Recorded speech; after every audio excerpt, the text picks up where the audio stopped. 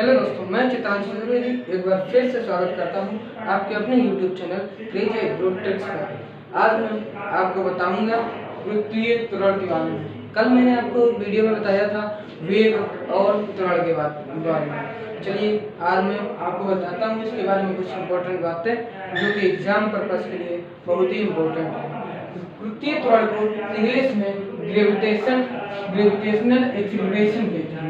वृत्तीय त्वरण को इंग्लिश में ग्रेविटेशनल एक्सीलरेशन कहते हैं। अब ये होता क्या है ये आपको मैं बताता हूँ कि मुक्त रूप से छोड़े गए किसी पिंड के वेग में प्रति सेकंड होने वाले वृद्धि को वृत्तीय त्वरण कहते हैं।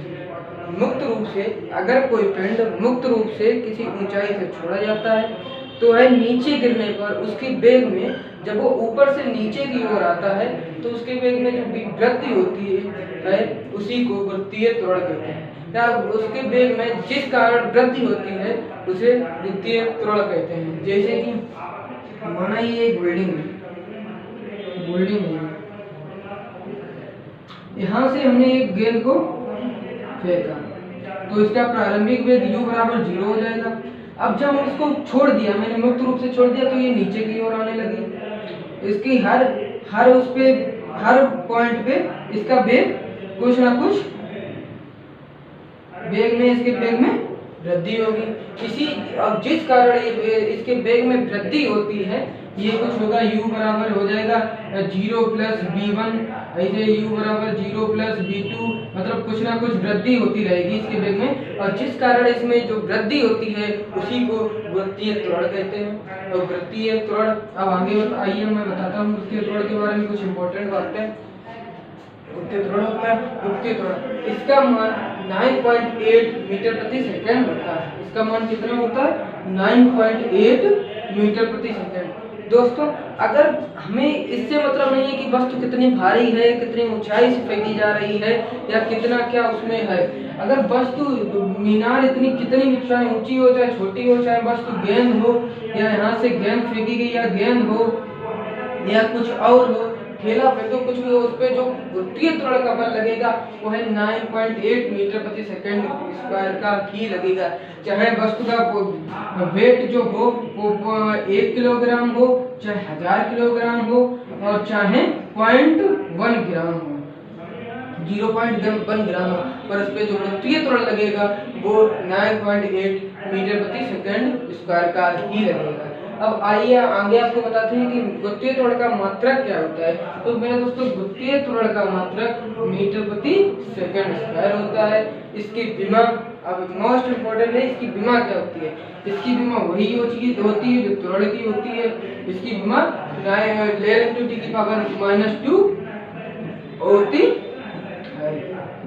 होती है और यह एक सदिश राशि है। ये क्वेश्चन यूपी कैटेड में और यूपी कैटेड में कई बार पूछा जा चुका है। ये क्वेश्चन यूपी कैटेड में कई बार पूछा जा चुका है कि वृत्तीय त्वरण की मात्रा किस प्रकार की राशि है। तो वृत्तीय त्वरण सदिश राशि है। किस प्रकार की राशि है? वृत्तीय त्वरण एक सदिश राशि है। अब इसका मान स्थान बदलने पर बदल जाता है। वृत्तीय त्वरण है, अगर वृत्तीय त्वरण का हम कोई स्थान बदलते हैं, जैसे कि हम पृथ्वी पर हैं, एक में इम्पोर्टेंट सबसे बात है कि वृत्तीय त्वरण का मान हर स्थान पर अलग अलग होता है, पर उसमें कुछ त्रुटि मतलब कुछ बहुत छोटा सा अंतर होने के कारण इसमें ज्यादा उसका मान में परिवर्तन हम नहीं लिखते हैं, वही करते हैं। अगर पृथ्वी है, पृथ्वी के केंद्र पे अगर केंद्र पर हो तो पृथ्वी का वृत्तीय त्वरण का कितना मान होगा? वृत्तीय त्वरण का मान 0। ऐसे क्वेश्चन आ सकता है कि पृथ्वी के केंद्र में वृत्तीय त्वरण का मान कितना होता है? 0 होता है। पृथ्वी के केंद्र पर वृत्तीय त्वरण का मान कितना होता है मेरे दोस्तों? पृथ्वी के केंद्र पर वृत्तीय त्वरण का मान 0 होता है। अब जैसे कि यहाँ पर बताया कि अगर स्थान बदलेंगे, वृत्तीय त्वरण का स्थान बदलेंगे तो वृत्तीय त्वरण के मान भी बदलेगा। नंबर 2 क्या है कि इसका सर्वाधिक मान पृथ्वी के तल पर होता है। हाँ, वृत्तीय त्वरण का सर्वाधिक मान पृथ्वी के तल पर होता है। यानी कि पहले तो पृथ्वी गोल है, पर जहाँ पे हम रहते हैं वो तो चपटा है, अब इसकी कोई त्रिज्या भी होगी, केंद्र से पृथ्वी की त्रिज्या होगी, तो पृथ्वी की त्रिज्या कितनी होती है? पृथ्वी की त्रिज्या होती है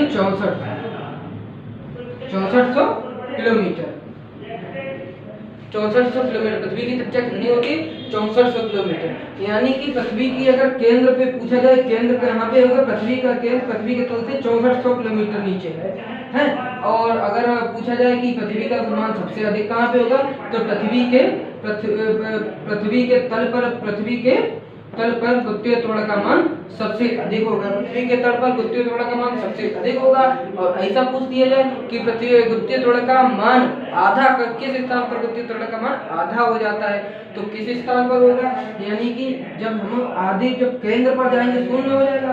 अब कोई ऐसी स्थिति आएगी जहाँ पे गुरुत्वीय त्वरण का मान शून्य हो जाएगा। कहाँ पे आएगा? जब हम यहाँ पे कोई चीज अगर 10 है, 1 से स्टार्ट हो गई, 10 से शुरू हो गई है, 1 9 8 7 6 5 4 3 2 1। अब हम ये कह दे कि यहाँ पे अब शून्य, अब हम ये कह दे 10 से तुम्हें शून्य पर जाना है, तो कैसे? ऐसे ही जाओगे नीचे। अब हम कह दे कि 10 पे आधा तक जाना है तुमको, तो कहाँ तक आप आएंगे? 2 का 10 में या तो 2 का डिवाइड कर देंगे, या तो हम गिन लेंगे कितने 10 हैं, तो 1 2 3 4 5 पे जाके हम रुक जाएंगे।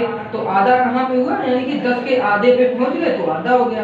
यानी कि अगर पूछा जाए कि गुरुत्वीय त्वरण का आधा मान किस स्थान पर होता है, पृथ्वी के कहाँ पर होता है, तो पृथ्वी की त्रिज्या 3200 किलोमीटर पर, पृथ्वी के तल से 3200, देखो बताएंगे आप कि 3200 किलोमीटर तक पृथ्वी के तल पर 3200 किलोमीटर अगर नीचे जाएंगे तो गुरुत्वीय त्वरण का मान आधा हो जाता है। अब सबसे इम्पोर्टेंट बात ये आती है कि पृथ्वी के तल पर किस बिंदु पर गुरुत्वीय त्वरण का मान सबसे अधिक होता है, और किस बिंदु पर गुरुत्वीय त्वरण का मान कम सबसे कम होता है। क्या क्वेश्चन होगा कि किन बिंदुओं पर पृथ्वी पर गुरुत्वीय त्वरण का मान सबसे अधिक होता है, तथा किन बिंदुओं पर गुरुत्वीय त्वरण का मान पृथ्वी तल पर सबसे कम होता है। तो अब हम आगे पॉइंट को बताएंगे कि पृथ्वी, ये तो हो गया सर्वाधिक मान पृथ्वी के तल पर होता है, स्थान बदलने पर गुरुत्वीय त्वरण का मान बदल जाता है, और इसको स्मॉल जी से प्रदर्शित करते हैं। किससे प्रदर्शित करते हैं? स्मॉल जी से। अब पृथ्वी के तल पर